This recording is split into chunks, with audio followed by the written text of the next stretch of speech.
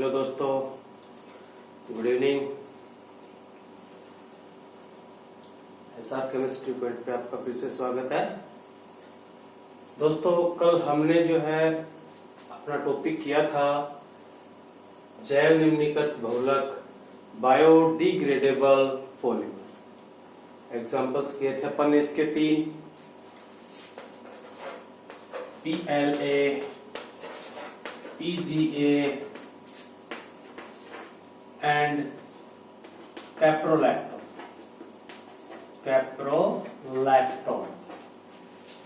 Next जो अपना है वो दोस्तों है PHBV। नेक्स्ट अपना जो टॉपिक है वो क्या है दोस्तों? PHBV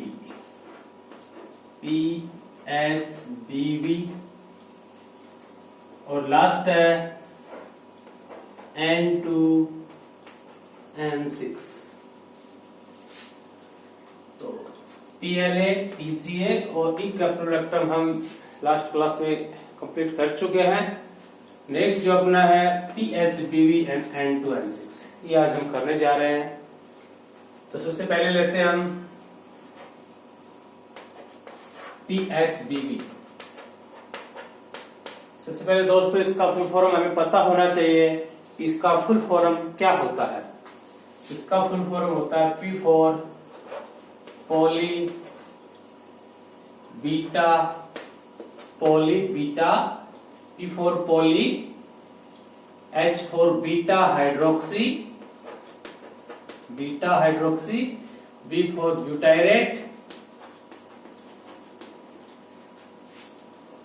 P for poly, H for beta hydroxy, B for butyrate और को, या यूं कह सकते हैं पॉली हाइड्रोक्सी ब्यूटाइरेट कर दो डायरेक्ट इसको, को beta hydroxy valerate. P for poly, H for hydroxy, B for butyrate को और V for beta hydroxy valerate. Okay, V for valerate, इसका फुल फॉर्म होता है। फिर दोस्तों सेकंड जो पॉइंट इसमें याद रखने लायक है ना, वो क्या है कि भाई इसकी मोनोमर यूनिट क्या होती है, एकलक इकाई क्या होती है इसकी मोनोमर यूनिट क्या होती है, इसकी एकलक इकाई क्या होती है। तो इसकी एकलक इकाइयां 2 होती है भाई। पहली होती है 3 हाइड्रोक्सी ब्यूटेनोइक एसिड, और दूसरी होती है 3 hydroxy pentanoic acid.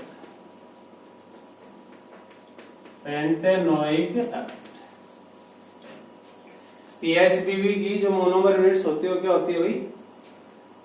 2 monomer units काम में आती है। There are 2 types of monomer unit. First is 3 hydroxy butanoic acid और second is 3 hydroxy pentanoic acid. तो डिफरेंस कहां पे है दोस्तों? ब्यूट एंड पेंट में डिफरेंस है, बाकी इसमें कोई चेंज नहीं आएगा। तो इनका फॉर्मूला कैसे बनाए हम, तो पीछे क्लासेस, जूनियर क्लासेस में हम IUPAC अच्छे तरीके से कर चुके कि नेम गिवन हो और उसके बेसिस पे आपको स्ट्रक्चर बनाना हो, संरचना बनानी हो उसकी, तो हम कैसे बनाएंगे। तो हमें पता है कि क्या करना होता है। सबसे पहले एट फर्स्ट हमें कार्बन चेन को आइडेंटिफाई करना है। तो कार्बन चेन कितने, number of carbon atom in carbon chain, but means 4 carbon atom, 1 2 3 and 4। फिर है इसका क्रमांकन कर दो कि किसी भी साइड से 1 2 3 एंड 4, किसी भी साइड से आप इसकी जो है नॉमिनेशन कर सकते हो, नंबरिंग कर सकते हो।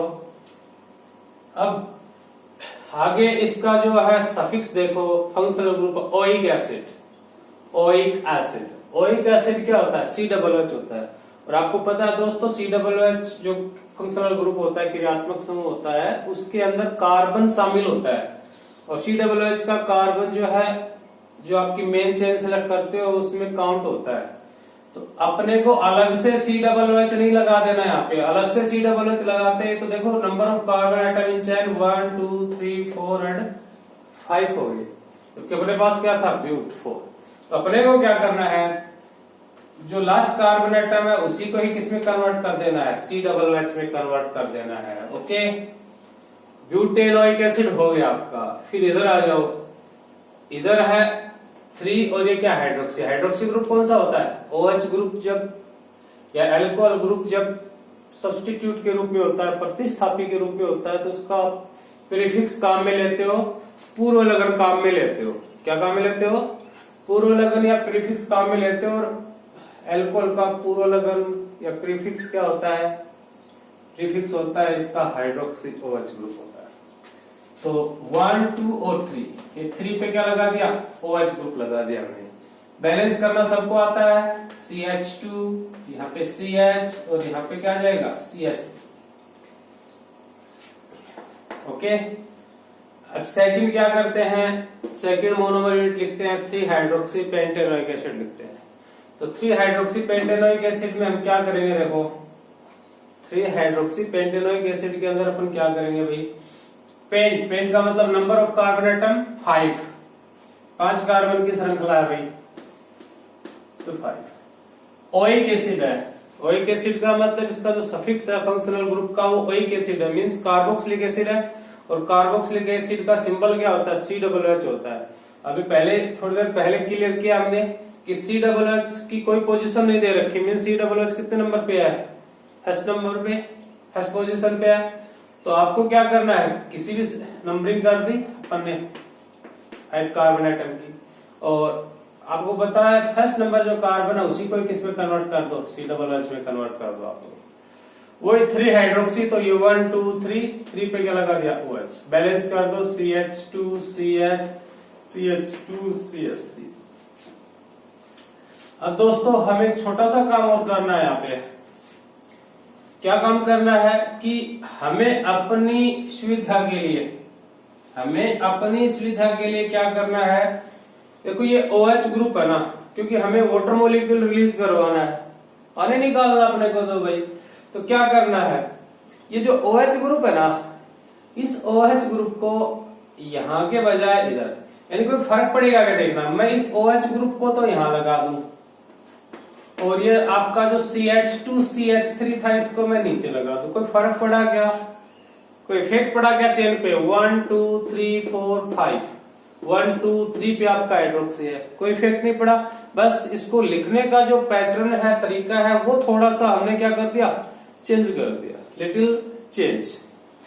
इधर भी देखो सेम, ये OH ग्रुप है, ये यहाँ पे शिफ्ट कर दे और CH3 को यहाँ पे शिफ्ट कर दे हम, तो ये OH हो जाएगा और ये आपका क्या हो जाएगा CH3। तो 1 2 3 4, कोई समस्या नहीं है। वही 3 पे आपका हाइड्रोक्सी आ गया। ओके, तो इसमें थोड़ा सा बस ये ध्यान रखना, आपको क्या करना, आपको देखो अब आपको क्या निकालना है इसके अंदर से, वाटर मॉलिक्यूल निकालना है। क्या निकालना है, वाटर मॉलिक्यूल निकालना आपको। वाटर मॉलिक्यूल में क्या करोगे, COOH का तो मान लो OH ले लिया आपने, COOH का तो क्या ले लिया, OH ले लिया, और यहां से क्या ले लिया आपने, H ले लिया। COOH का तो क्या लिया OH, और इस हाइड्रोक्सी ग्रुप में से क्या ले लिया H, और यहां से क्या रिलीज हो गया, वाटर मॉलिक्यूल रिलीज हो गया भाई। जब ये वाटर मॉलिक्यूल रिलीज होगा तो देखना, अब एक चीज और बताते हैं, ये तो 3 हाइड्रोक्सी ब्यूटेनोइक एसिड और 3 हाइड्रोक्सी पेंटेनोइक एसिड जो है, इसके कितने मॉलिक्यूल यूज किया आपने, तो पर आप पॉलीमर बना रहे हो भाई, तो इनके कितने मॉलिक्यूल यूज करते हैं, N मॉलिक्यूल यूज करते हैं। कितने मॉलिक्यूल यूज करते हैं, हाँ N मॉलिक्यूल यूज करते हैं। तो N मॉलिक्यूल यूज करते हैं तो ये दो तो कनेक्ट हो गए, 3 हाइड्रोक्सी कैसे होंगे ये, देखो पहले जैसे मान लो आपने 3 हाइड्रोक्सी ब्यूटेनोइक एसिड का मिल लिया, उसके बाद 3 हाइड्रोक्सी पेंटेनोइक एसिड का मिल लिया। अब अगला जो एकलक यूज करोगे, अगला जो मोनोमर यूज करोगे वो क्या होगा, 3 हाइड्रोक्सी ब्यूटेनोइक एसिड आ जाएगा। उसके बाद फिर क्या आएगा, 3 हाइड्रोक्सी पेंटेनोइक एसिड आ जाएगा। तो ये रिपीट होते चले जाएंगे अल्टरनेट ऑर्डर में, ठीक है। तो आपको क्या करना है भैया, अब आपको इसका स्ट्रक्चर बनाना है तो क्या करना है, देखो इधर से अगर आपको ये 3 हाइड्रोक्सी पेंटेनोइक एसिड आपका इसके आगे आप दोबारा से लिखोगे तो क्या लिखना चाहोगे फिर? 3 हाइड्रोक्सी ब्यूटेनोइक एसिड, और 3 हाइड्रोक्सी ब्यूटेनोइक एसिड हो तो 3 हाइड्रोक्सी पेंटेनोइक और 3 हाइड्रोक्सी ब्यूटेनोइक के बीच में से वापस से क्या मॉलिक्यूल निकलेगा? वाटर मॉलिक्यूल रिलीज होगा। वाटर मॉलिक्यूल रिलीज होगा तो क्या निकल गया इसका? बताओ भाई। इसका C डबल। तो क्या करेंगे हम? C डबल O इधर से फ्री करके छोड़ देंगे, ब्रैकेट होगा, नीचे है मॉलिक्यूल। ये क्या है? CH2। ये क्या है? CH2 CH3। ये क्या है? O। फिर ये रिलीज होगा, ये देखो C डबल O। फिर ये क्या है? CH2। This is CH3 and इधर से कुछ निकालना चाहोगे तो क्या निकलेगा आपका? O निकलेगा, H निकलेगा और ब्रैकेट बंद कर दो। ये आपका PHBB का स्ट्रक्चर हो गया। तो काफी इजी रिएक्शंस होती है। दोबारा देख लो, PHBB का फुल फॉर्म क्या होता है? पॉली हाइड्रोक्सी ब्यूटारेट को beta hydroxy valerate. Monomer units क्या होती है? 3 हाइड्रोक्सी ब्यूटेनोइक और 3 हाइड्रोक्सी पेंटेनोइक। कैसे बनाने हैं? According to IPC। और वाटर मॉलिक्यूल रिलीज होने के बाद ये PHBB का स्ट्रक्चर आपके पास आ जाएगा। ओके, ये आपका क्लियर हो गया। नेक्स्ट जो आता है आपका N2N6। लास्ट आपका RBSc सिलेबस के अंदर जो है वो है N2N6। क्या है भाई दोस्तों? नेक्स्ट है अपना N2N6। मीन्स फुल फॉर्म क्या लिखोगे? नाइलॉन 2 और नाइलॉन 6, ये हो जाएगा N2N6। सबसे पहले तो वो 1 लाख इकाई मोनोमर यूनिट देखेंगे हम इसकी। 1 लाख इकाई।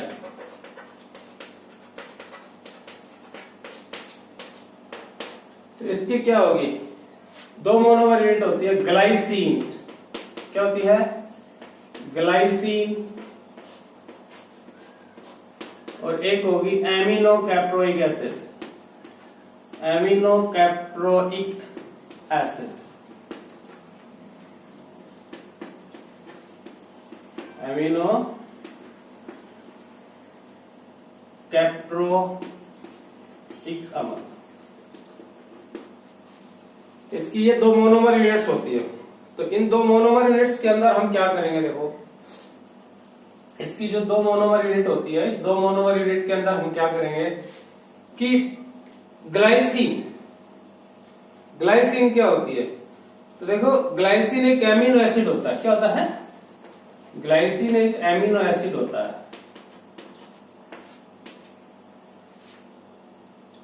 तो ग्लाइसिन एक एमिनो एसिड होता है और इसमें जो नंबर ऑफ कार्बन एटम होते हैं वो 2 होते हैं। कितने होते हैं भाई? 2। और एमिनो एसिड के बारे में सुना होगा, एमिनो और एसिड, यानी कि एक NH2 ग्रुप होता है इसके अंदर और एक COOH ग्रुप होता है। और नंबर ऑफ कार्बन एटम कितने होते हैं? 2।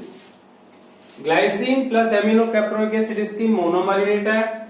ग्लाइसिन एक प्रकार का, ग्लाइसिन इज एमिनो एसिड, और एमिनो एसिड की जो आइडेंटिफिकेशन है वो क्या है? एमिनो एसिड में 2 फंक्शनल ग्रुप होते हैं, 2 क्रियात्मक समूह होते हैं।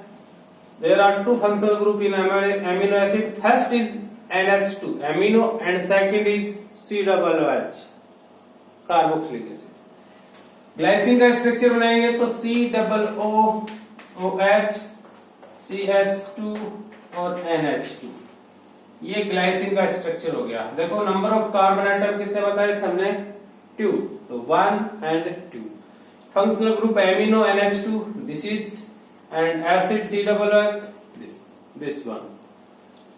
एमिनो कैप्रोइक एसिड क्या होता है? What is the amino caproic? देखो, लास्ट क्लासेस में हमने किया था, एक बनाया था हमने, N6 बनाया था। क्या बनाया था? हमने प्रिपेयर किया था N6। तो N6 प्रिपेयर जब किया था आप लोगों ने, तो वहां पे इसका एक मोनोमर यूनिट काम में लिया था आपने, कैप्रोलैक्टम। याद आया कुछ? और उस कैप्रोलैक्टम का जब हाइड्रोलाइसिस कराया था, चेन को ओपन किया था, तो और ओपन करने के बाद जो मिला था अपने को, मिला था एमिनो कैप्रोइक एसिड। तो एमिनो कैप्रोइक एसिड का फॉर्मूला क्या होता है भाई? NH2 CH2 की होल 5 और COOH, NH2 की होल 5 और COOH, ये होता है एमिनो कैप्रोइक एसिड। अरे बताया था इसके अंदर 6 कार्बन प्लस 1 नाइट्रोजन एटम आया था मोनोमर यूनिट के अंदर, तो 1 और 5 6 कार्बन एटम और 1 नाइट्रोजन एटम। इसी को जब ओपन किया था अपन ने तो ये मिला था अपने को। अब क्या करना है, इस NH2 को देखो निकलना क्या, वाटर मॉलिक्यूल रिलीज होना है। लगभग 99% केसेस में यहाँ पे वाटर मॉलिक्यूल रिलीज हो रहा है पॉलीमराइजेशन के अंदर। तो ये जो OH आपका क्या है भाई, COOH का तो क्या रिलीज होगा, OH मिल गया। तब आप लोगों को किसकी रिक्वायरमेंट है, अब आपको रिक्वायरमेंट है हाइड्रोजन की। हाइड्रोजन की रिक्वायरमेंट है तो यहां से क्या निकालोगे आप, H। तो NH2 को हम इस वे में जो है लिख लेते हैं, तो यहां से OH और यहां से क्या रिलीज होगा H2। ओके, तो ये H2 मॉलिक्यूल यहां से रिलीज हो जाएगा। अब ये तो 1 और ये 2 मॉलिक्यूल है, अब मल्टीप्लीकेशन होगा, इसके भी n मॉलिक्यूल, इसके भी कितने मॉलिक्यूल, n मॉलिक्यूल। तो सारे मॉलिक्यूल्स आपस में कनेक्ट होंगे तो क्या होगा, अभी तो 2 मॉलिक्यूल ये आपने पेपर के ऊपर ऐड करके दिखाए। तो क्या करना होगा आपको कि जैसे यहाँ पे ग्लाइसिन, फिर क्या आ गया एमिनो कैप्रोइक एसिड, फिर क्या जुड़ेगा आगे, क्या अटैच होगा, आगे अटैच होगा ग्लाइसिन। ग्लाइसिन के आगे फिर क्या होगा, एमिनो कैप्रोइक एसिड। तो यहाँ पे एमिनो कैप्रोइक एसिड है, इसके आगे कुछ अटैच होगा तो क्या होगा, ग्लाइसिन। तो इसका तो क्या रिलीज होगा, COOH का तो OH, और ग्लाइसिन का क्या होगा, H होगा।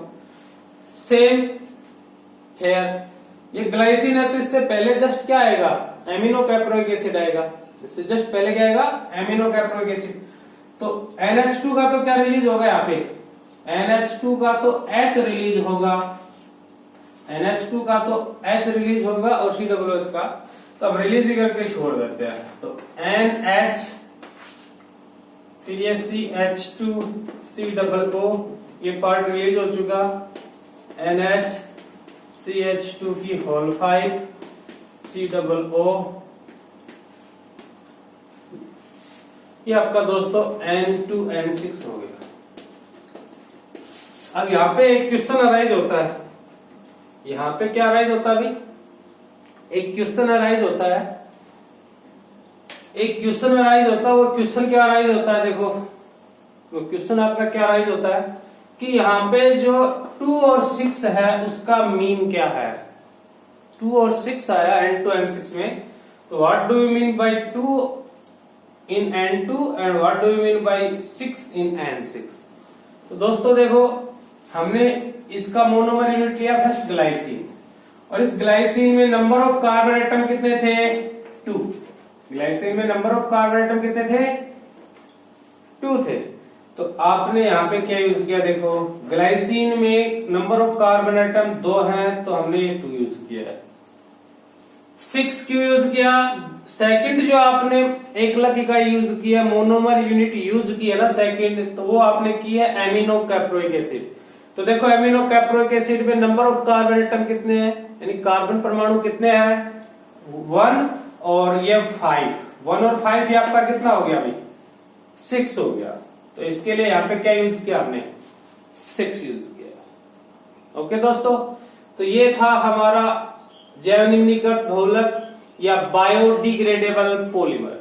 जैव निम्नीकृत बहुलक या बायोडिग्रेडेबल पॉलीमर था, जिसके अंदर हमने 2 क्लासेस के अंदर 5 एग्जांपल्स किए हैं। PLA polylactic acid, PGA polyglycolic acid, caprolactone, PHBV and N2N6। Okay, तो ये हमारा जो बायोडिग्रेडेबल पॉलीमर है, जैव निम्नीकृत बहुलक, ये कंप्लीट हो चुका है। अभी रेस्ट टाइम में हम एक सिंपल पॉलीमर कर लेते हैं जो हमारा छूट गया था।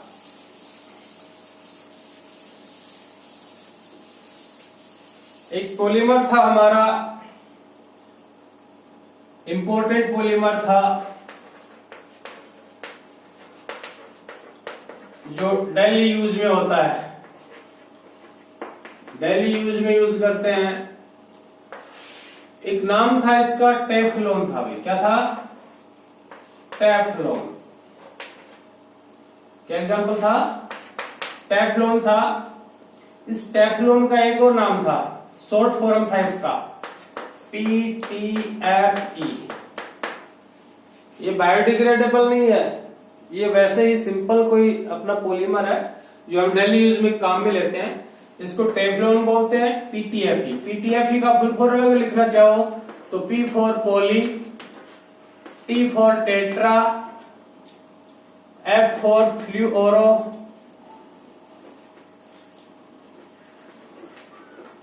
और E for ethene. P for poly, T for tetra, F for fluoro, E for ethene. Poly tetra fluoro ethene जो है इसका फुल फॉर्म हो गया है। अब इसका मोनोमर यूनिट क्या होगा, एकलक इकाई इसकी क्या होगी, देखो मोनोमर यूनिट यानी एकलक इकाई इसकी क्या होगी,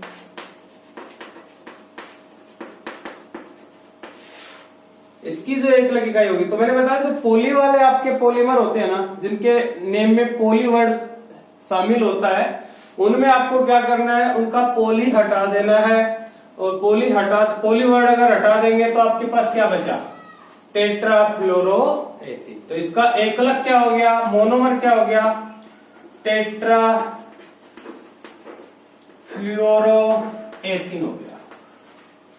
रिएक्शन देखते हैं, देखो नाम में कुछ नहीं है, एथ means number of carbon atom 2, 1 और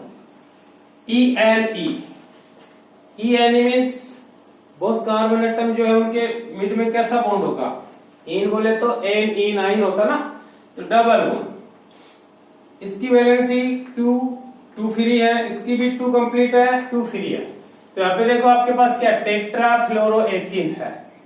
फ्लोरो का मतलब होता है F और टेट्रा का अर्थ क्या होता है 4, यानी आपके पास 4 फ्लोरीन एटम है और यहाँ पे फ्री वैलेंसी भी कितनी है, 4 है।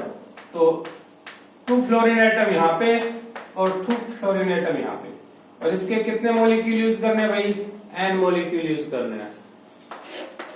पीछे भी कर चुके, काफी सिंपल है। अब N का मतलब 5, 10, 100, 70, 80 जितने भी ये मॉलिक्यूल है वो आपस में अटैच हो गए तो क्या होगा, डबल बॉन्ड किसमें कन्वर्ट हो जाएगा, सिंगल बॉन्ड में। CF2 डबल बॉन्ड किसमें कन्वर्ट हो गया, सिंगल में। यहाँ पे भी CF2। अब देखो वैलेंसी 2 और 1 3, तो 1 फ्री होगी। इस कार्बन एटम की 2 एंड 1 3, 1 फ्री होगी। और N मॉलिक्यूल थे तो ब्रैकेट के नीचे हम क्या लगा देते हैं भाई, N लगा देते हैं। मींस जितने भी कार्बन एटम थे सारे के सारे क्या हो चुके, अटैच हो चुके हैं, जुड़ चुके हैं। तो ये आपका किसका फॉर्मूला हो गया भाई, किसका स्ट्रक्चर हो गया, PTFE